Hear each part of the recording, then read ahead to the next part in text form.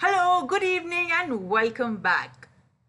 Hope you enjoyed the last session meeting the musicians, the shortlisted musicians for the TOTO Music Award, and hope you have decided who you're rooting for when we announce the winners tomorrow at 7 p.m. on this very channel.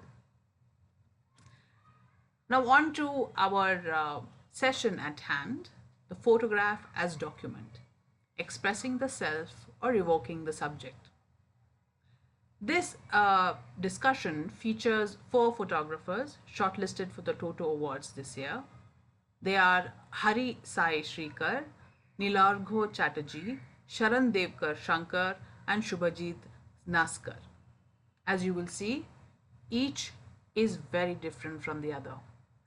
They speak with photographer and curator Anshika Varma about their understanding of the personal and collaborative nature of photography and also share their shortlisted work. Good evening, everybody. It's really wonderful to be here today in the company of four very young and promising photographers. I'm very excited to speak with our four panelists, I would say today, who have been shortlisted for the Photography Awards by TOTO Funds the Arts. And congratulations, guys, on the shortlist. So, before we begin today's talk, I thought what we could do is that each of you could give us a slight introduction to who you are and what is the work that you had applied with. So, people who will be looking at this talk kind of get some sense of context of what your work is and what your interests are also within photography. And we'll keep it a little short and sweet here so that we can then have a longer conversation after that, and we can get to know more about your process and your own motivations, not just within the medium, but I think in storytelling at large. Yeah. um, I think just for me to give everybody an introduction, we have Nilargha and Subhajit who are joining us from different parts of Bengal, let's say. Well, I would say Yeah, Nilargha is in Calcutta, but yeah, Subhajit, I've just learned, is right on the peripheries of the Sundarbans area. And so there's a little nip in the air for him, right? And Hari is joining us from Hyderabad, right? yes. Hi, Hari. And then, of course, we have Sharan, who's in the nice, breezy Chennai sun while we're all trying to deal with our winter and Yeah. chills here. And I'm Anshika Varma, and I am in a very cold Delhi, trying to make sense of photography while being nicely snuggled up to my heater, let's just say, right?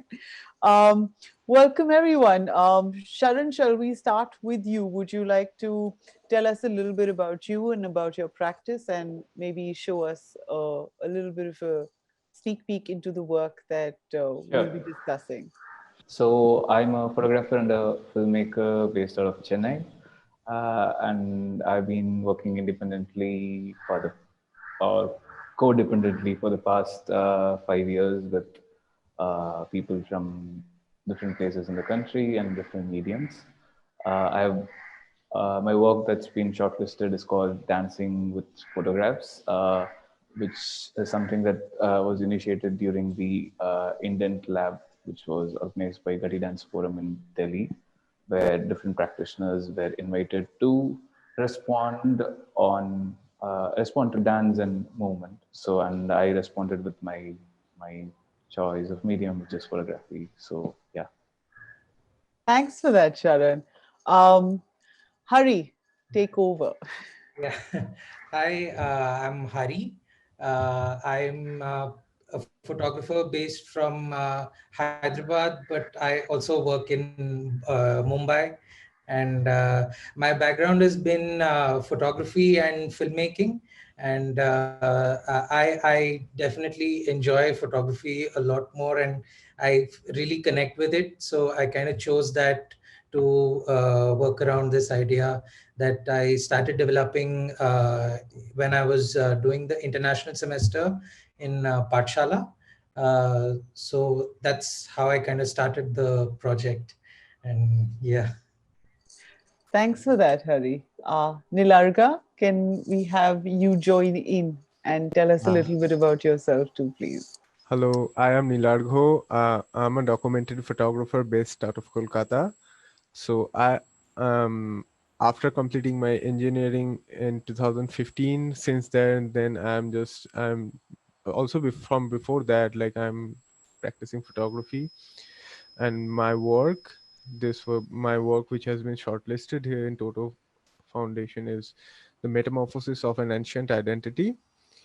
This and in 2018 this work also got supported by Al-Qazi Foundation with their documentary photography grant, and now I'm still working on it and taking this work forward, and this is what is happening right now.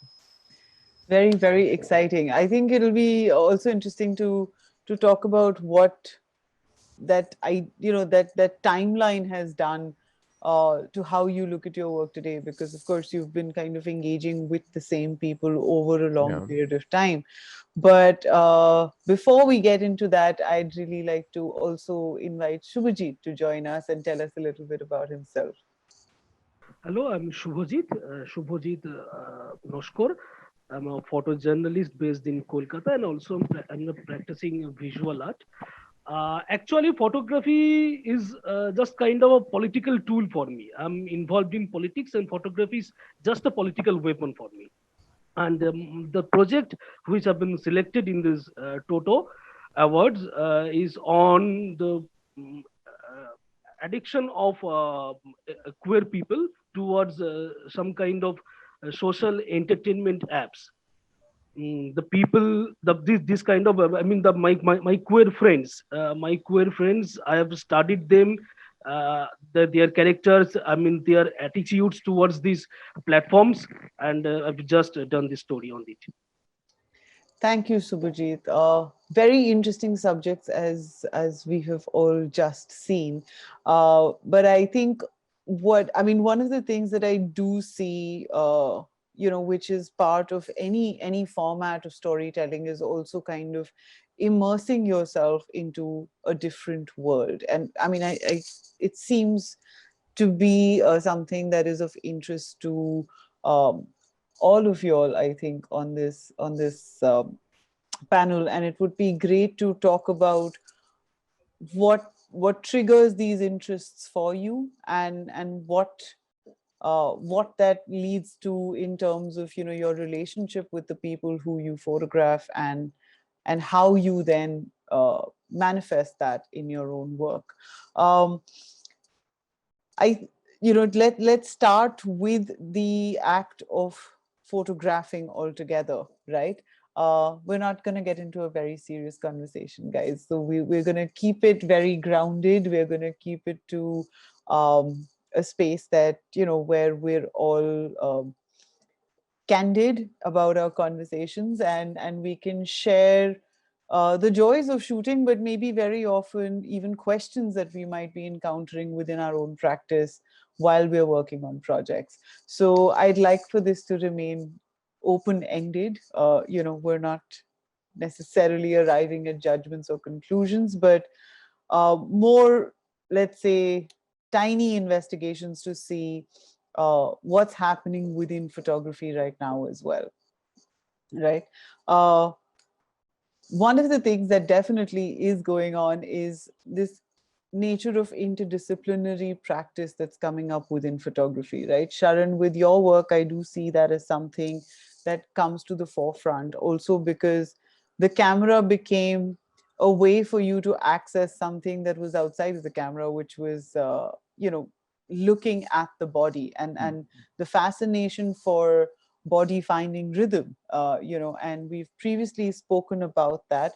But I think what would be nice is if you could give us a little backdrop into what your work intends to do, or where it was triggered out of. So Yeah. So as I said, there was an external impetus in terms of where the work got started, where I had to respond to how I've been observing and collaborating with performing arts, which is so performing arts. Performing arts as a discipline is something that I got introduced to when I was in my undergraduation. So and growing up. And I think as I look back, it also has a connection to my own relationship with body and communicating with the body through gestures and through touch, or actually the lack of it.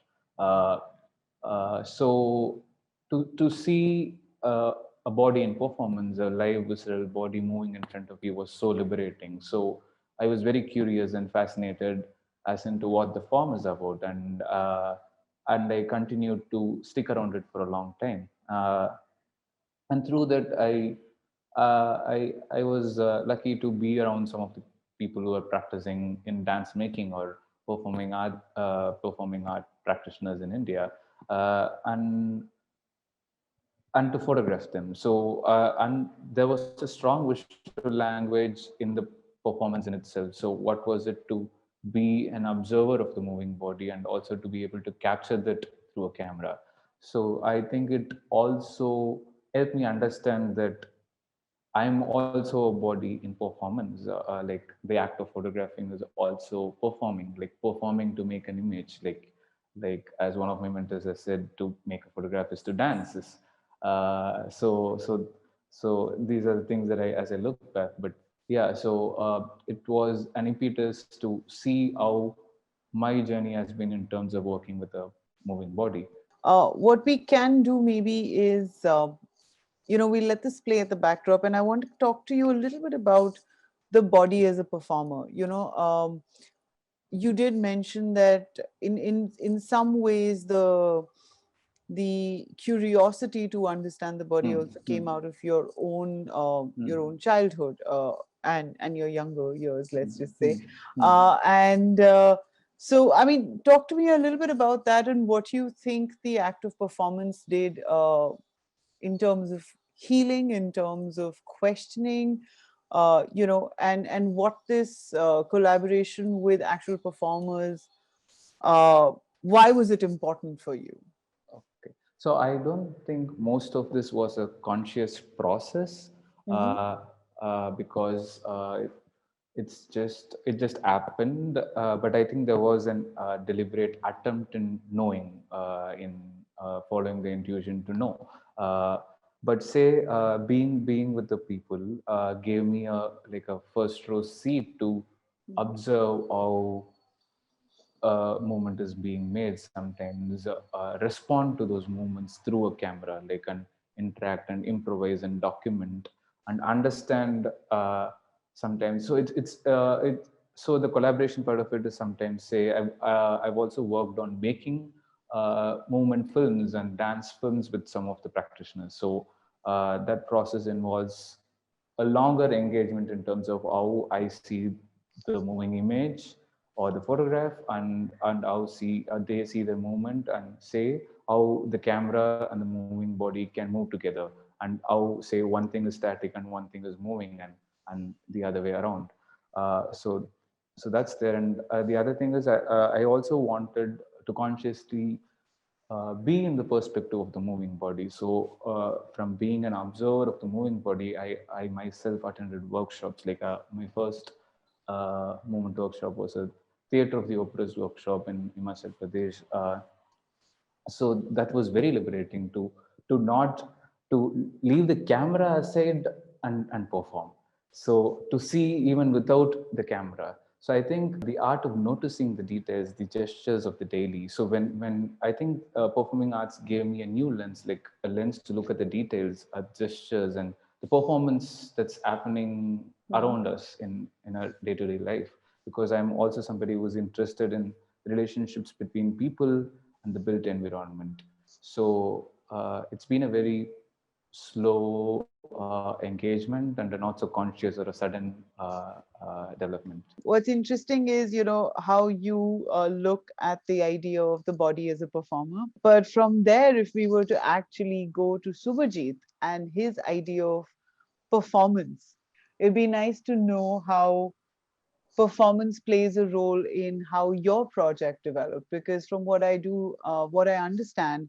um, you were very interested in the role that these social media platforms play within queer communities to find an acceptance, to find a voice, and to find a space to be proud of who they are.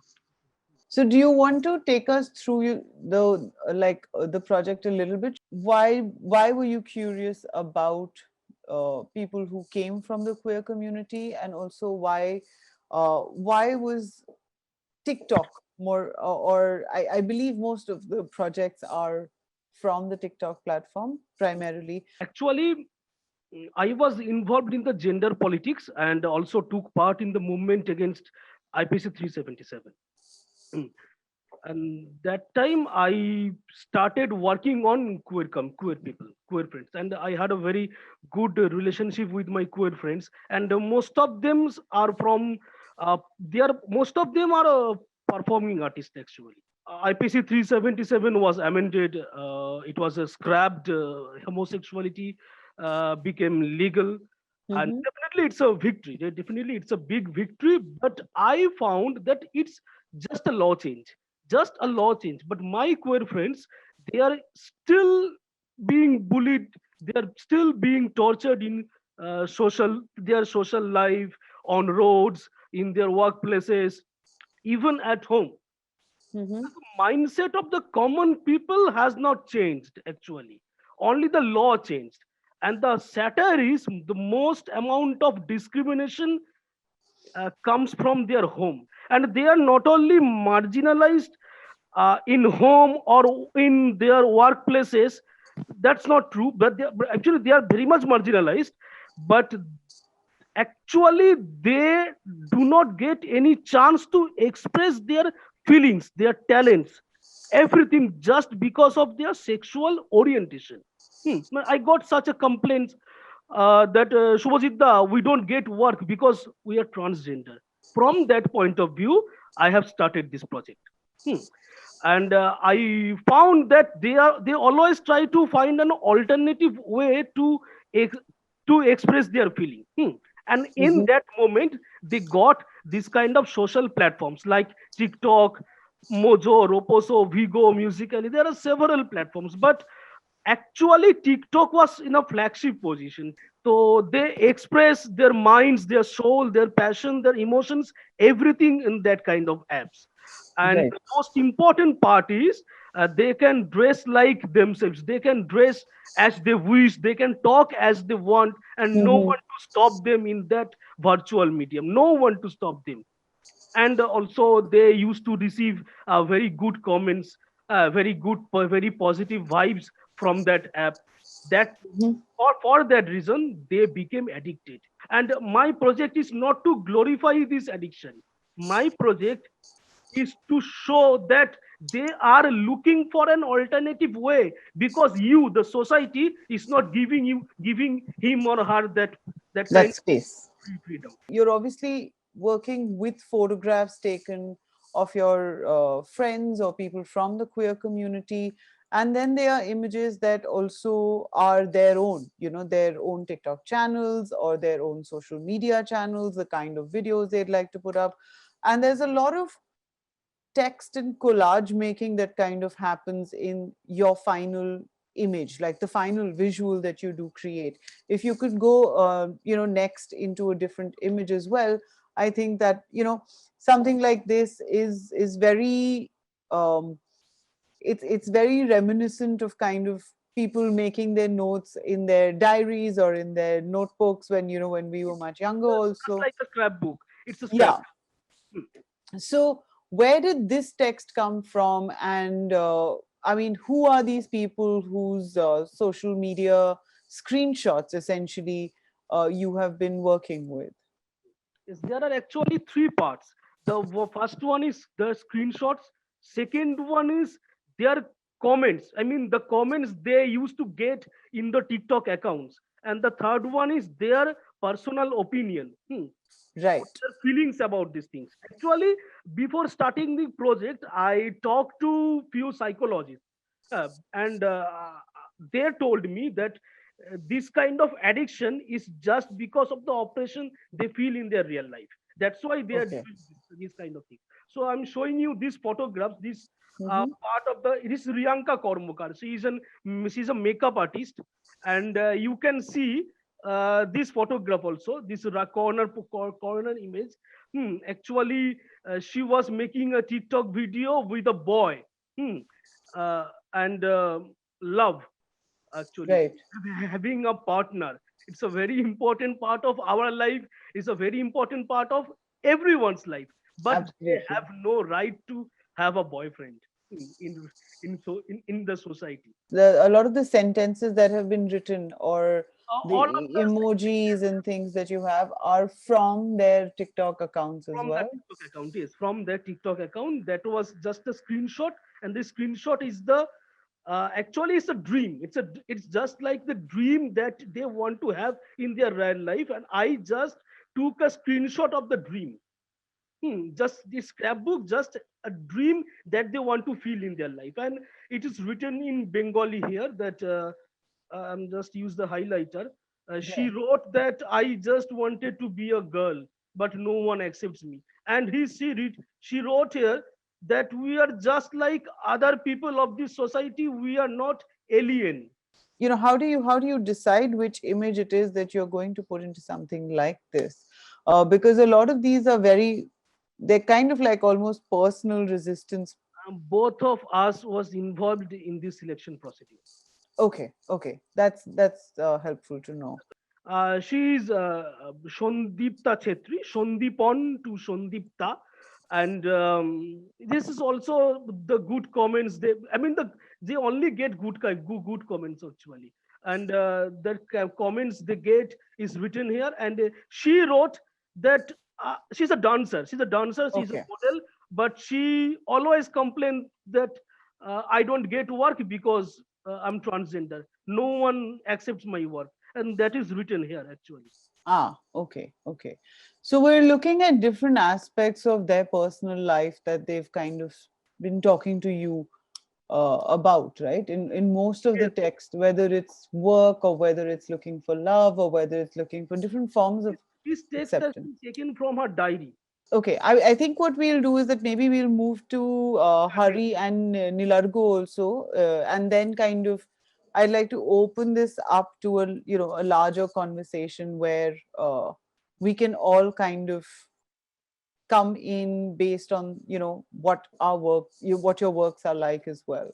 Thank you so much for this. Hari and Nilargha, your works come from a very different perspective, compared to these two that we have seen. You've been working within the documentary format, but I think even within that, there's shifts in terms of conversations and engagement that you've been pushing. I hate to use the word projects, but right now I'm unsure. What would be the right word or the appropriate word for you. So please do let me know how you'd like to describe these. But Hari, let's talk about your work, and let's talk about your research and engagement with the community in Nepal that you have been photographing. I started this project as part of the international semester that I was doing at Pathshala. Mm-hmm. It was conducted in Nepal, and it was almost by chance that I had stumbled across this small tiny village. It's on the outskirts of the Kathmandu city, and the city is kind of fast encroaching onto the rural land and things like that. So Mm-hmm. when I had been here the first time, it was a little after the rainy season, around early October, mid October, kind of. So Right. it was all green and lush, and it was looking really beautiful. But I had noticed that there was a hill that was almost like half chopped off from the side. So Okay. I kind of got a chance to visit it much later, and that was somewhere in January. So This is that's January of The year of the 2019. pandemic, or okay, the year before Yeah, that, sorry. right? So, right. Um, so when I had visited there, the landscape had like it transformed drastically, and Mm-hmm. it had assumed a very brown kind of a dusty look. And I kind of associated that with also the transformation that was kind of happening in the village. Okay. It was because of this fast track road that's kind of passing right through a number of villages, and Kokna also happens to be on the path of the fast track. The fast track Right. connects Kathmandu to the border of India, and earlier people used to take overnight or Right. much longer to kind of reach through different modes of transport to the border of India to kind of migrate and come look for work and things like that. But now, when this road finally is built, it will cut down to almost 6 hours, 5 to 6 hours only. So that's a Okay. huge crunch in the time that they'll be saving. And in a way, it's a it's a step more towards urbanization from the kind of lifestyle that they had. So it was interesting for me to look at how they kind of open up to this transformation that is happening around them, and Right. how their lives also kind of get tangled within that, because there's a lot of hope that comes with a lot of development that happens around, Mm-hmm. especially closer to rural areas. But when it kind of trickles down to them, it totally assumes a different form. And in many spaces, especially places like Kokana, around Kokana, where there are a lot of agricultural lands now, have been kind of slowly sold off to different builders, different people who want to kind of buy it for more money. The government wants to kind of lease it to different contractors to develop it into smart cities and satellite towns and things like that. It's almost like a situation of disquiet. Everyone knows that there's a huge change that is coming, but no one's able to really anticipate how good or bad it would be. That's going to be right. Yeah. On one Could we hand, see some of the work while yeah, you also yeah, talk I about will it? It'd be kind of nice to. speak. Yeah. So when I had gone there, I wanted to kind of look at the landscape and how our interactions were kind of changing the landscape. It was like you are reshaping the landscape with by changing certain smaller aspects, and over time it almost becomes a totally new landscape altogether. Mm-hmm. So the agricultural steppies kind of landscape that was full of mustard fields and things is now kind of divided by a road that cuts through straight forward, like almost like an arrow. It passes through the all the undulating ups and downs of the landscape to kind of reach its destination in a way. So Mm. that's been the approach to I mean the place where I had been. And Right. uh, yeah. Thanks a lot for that. It's actually, I mean, it's it saddens me every time I do hear, stories about land just kind of being appropriated in so many different ways, and a complete disregard in many ways Yeah. for the role it's played in our histories, in the way that we understand ourselves very often. It's something that I have, constantly been very curious to Mhm. understand more and more, is to look at, the relationship between the human psyche and the environment that we can surround ourselves with. And I'm fairly certain this is something that Nilargha also connects with, because his project also looks at uh, the idea of land and indigenous people of a land, Yeah. uh, you know, and I'll let him actually talk more about it. But what was very interesting to look at this was that um, for you, it seems that the point of conversation is land in itself. Thank you so much for that, Hari. Nilargo, let's come to your ancestral village and understand what were your curiosities about that village in your work as well, please. It is a visualization of trajectory of this social trajectory of this marginalized people, not marginalized people, this tribal people and their identity, their fading, the identity, how that is fading away day by day. Mm-hmm. So it is about that. And also, like, this is a place where I used to visit every year with my parents in the time of puja and every time. So Mm-hmm. I used to see them, and I used to play with the kids, and I used to like go with uncles and everyone with them. And like, when I come back to my home and when I talk these things about with my friends and also with someone else, they are like, they have an idea of these people are Shautal people. They have an idea about the Shautal people have a, like a, there is a completely romanticized and also like exotic idea about Shautal people. And also like um this kind of idea looks so, when I like I match when I try to match my experience and what I am hearing is totally two different things. So Right. that uh, so that thing led me into this project. And if I've kind of understood this right, for you, what was important was that there was like a stereotyping and exoticization of the Santals. Yeah, And maybe you can tell us a little bit about the Santal tribe as well.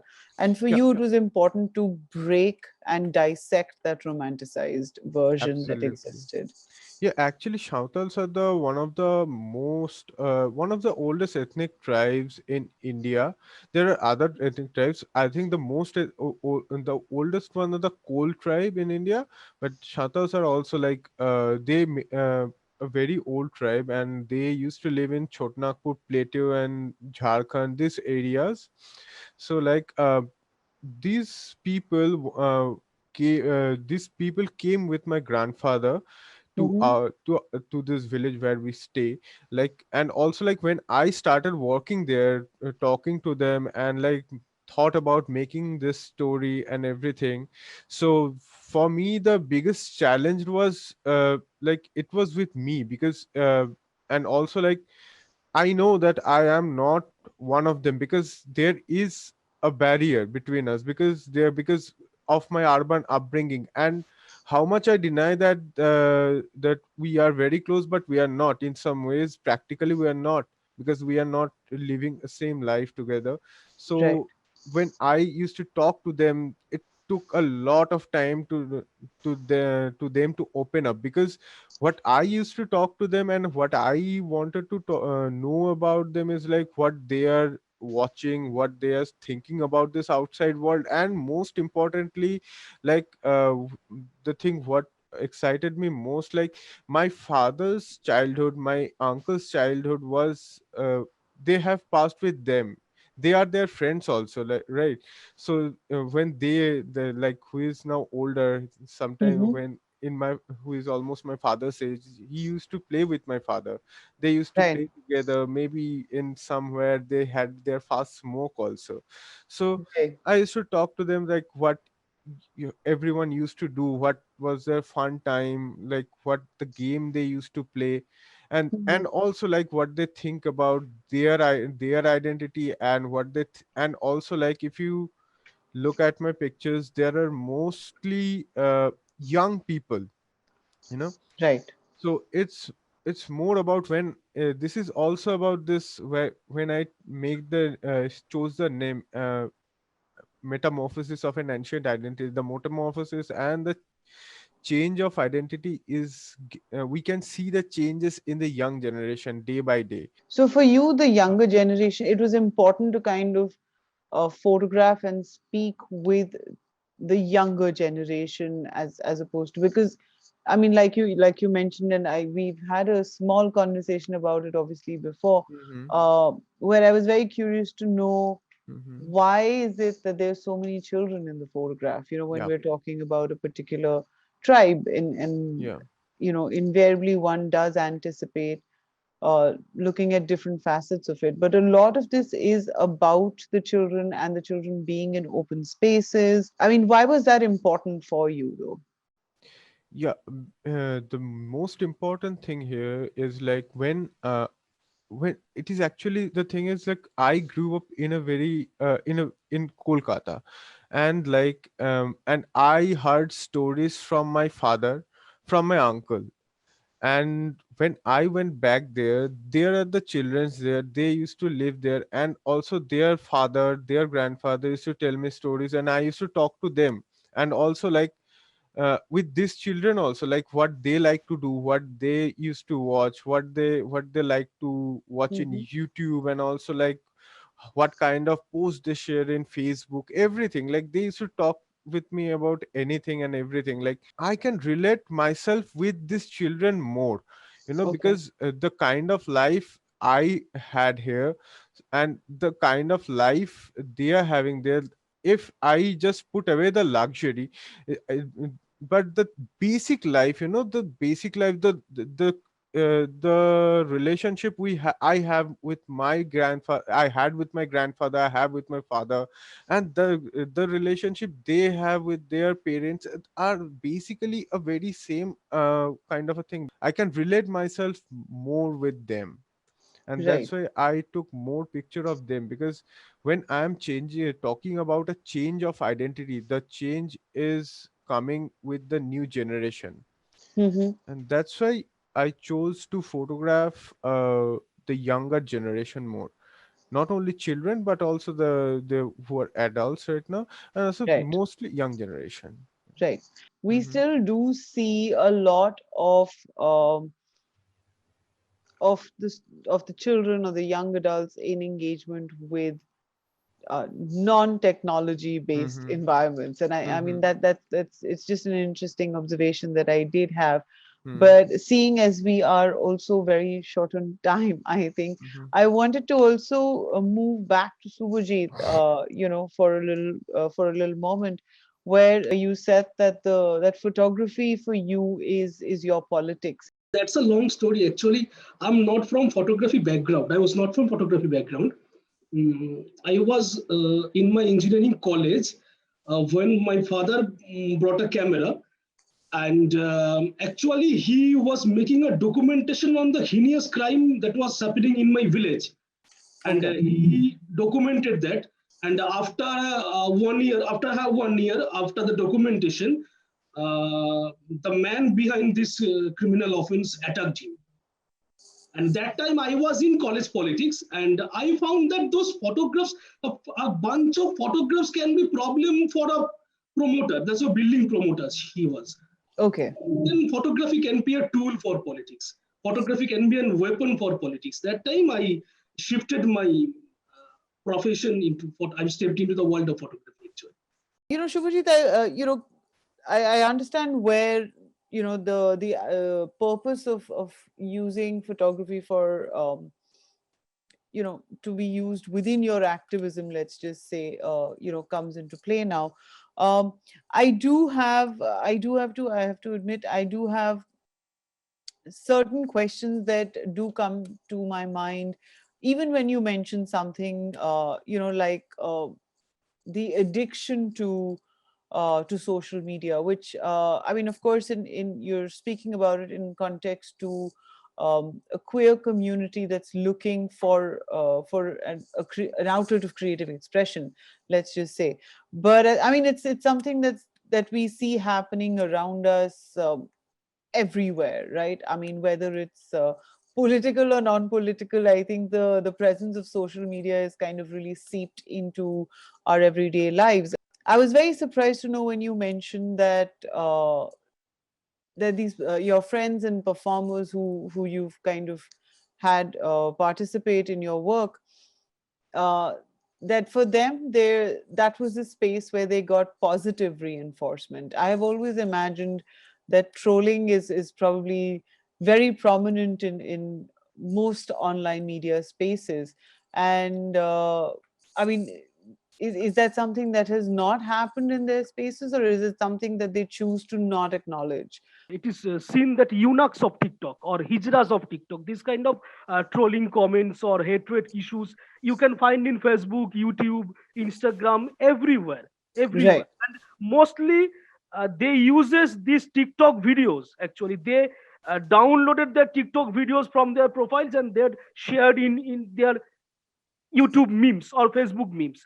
But in TikTok, in their personal profile of this TikTok or any kind of other social medias they are using right now, like snake videos, they don't get this kind of trolling or hatred comments. Another thing is I have used the good dreams, the good images of they want to see, and that trolling parts is not the part of their dream, their good dream that they want to have. right.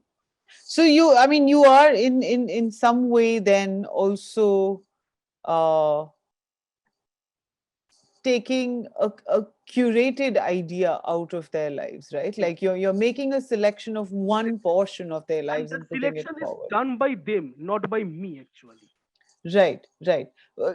Uh, what is this process like? Could you talk to us a little bit more about it? Like, how do they?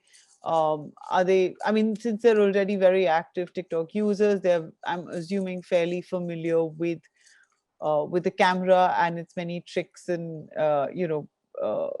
many ways in which it can be used. So I'm curious to know what do they think of a project like this? I mean, and for you, I'm going to join two questions together. One is, of course, what has it been for them to see the final collage, work put together?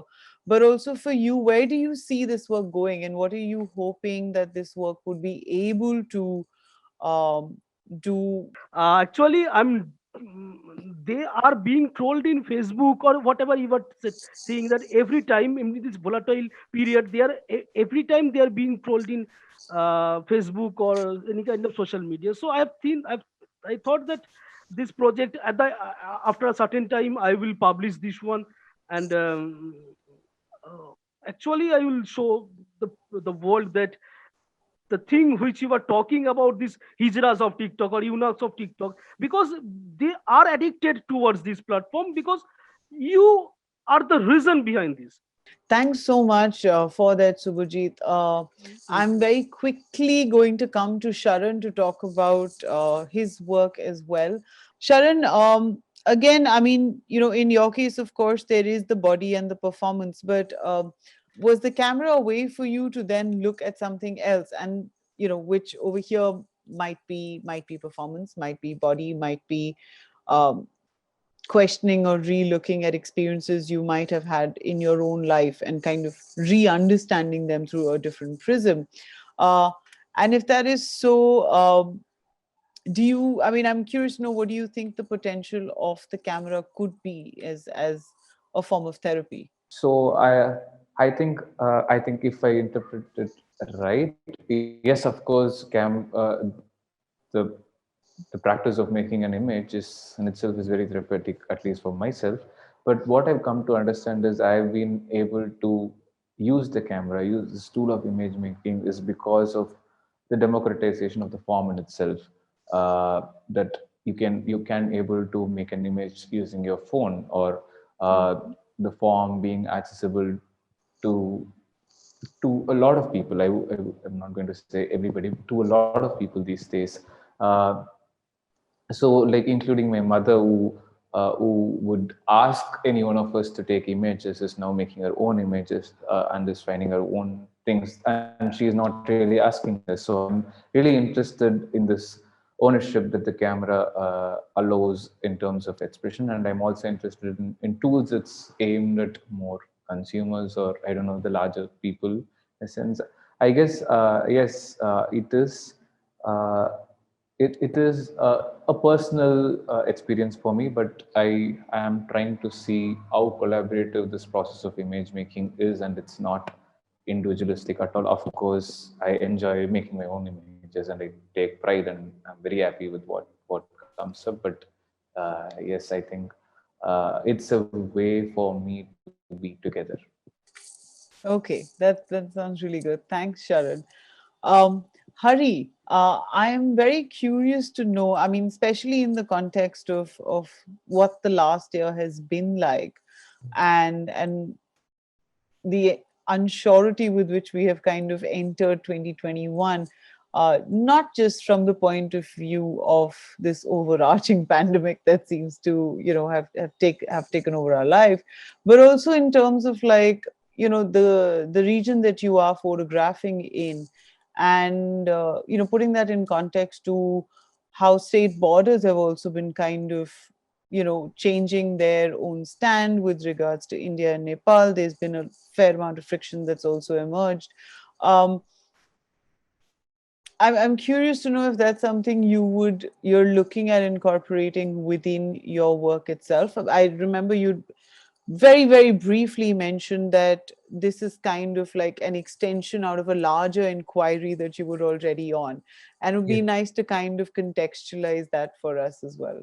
Initially, when I had been to Kokna, it looked much different. It had a different vibe, and Mhm. it was the space had a lot more people also. uh, Right. and in January, when I had gone there, suddenly it felt like a part of the village was kind of empty, in the sense, many people had migrated towards Bihar or towards Himachal Pradesh to either plant apples or do a lot of other farming and agriculture related activities. So that, I feel, has definitely been affected by the kind of friction that we've been experiencing lately. But Mhm. it had been there even before, even during that time, when the people who were left behind kind of in the village, they were all that was left to kind of take care of the farm of their Right. family farm or their family land, so to say. Mhm. And it was kind of passed down from the older generations also. So many parts of that land, that they're kind of giving it away to either for construction or redevelopment and things like that, are uh, are a side effect of the migration also, that is kind of happening more and more now, especially. But because of the pandemic, it has disrupted that flow of people Right. coming in and out.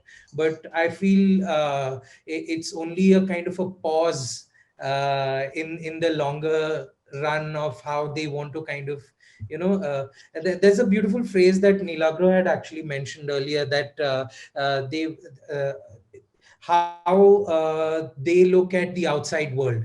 I feel the people, they want a piece of the outside world. They want that outside world to kind of touch them and go in a certain way, or that they kind of want to be a part of that outside world also, in a certain way, which is why that they are kind of welcoming to all these changes. But it's like hope that has like an undertone of doubt as to Right. whether it will happen or not, or like what, it's an anticipation sort of Well, I vibe. hope we're able to see that situation develop through your work as you continue with your project, and as all of you continue with your projects. I don't think any of you are looking at these as uh, 1 year shooting projects. You seem to be Exactly. fairly, interested in the issues that go behind it, and that's been a trigger for you to even make the work that you have.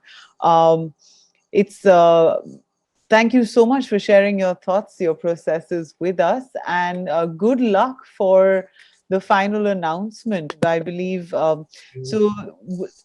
The winner. I don't know if it's a winner situation, because I feel like all of you have very competent work, placed out there. But on the 7th of February at the Bangalore International Center, I think they have a YouTube channel where you all will be waiting in anticipation to know who's the recipient of the award, let's just say. And good luck to you for that. And thank you for coming online this evening and having this chat with me.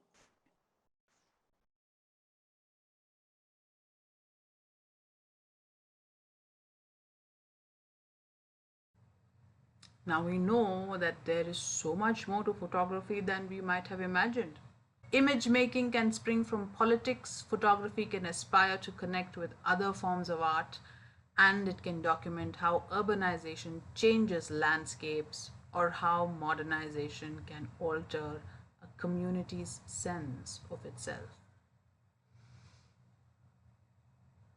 See you tomorrow for the final session on New Writing in Kannada at 5 pm, followed by the grand finale, the TOTO Awards ceremony at 7 pm. Good evening, everyone, and see you soon.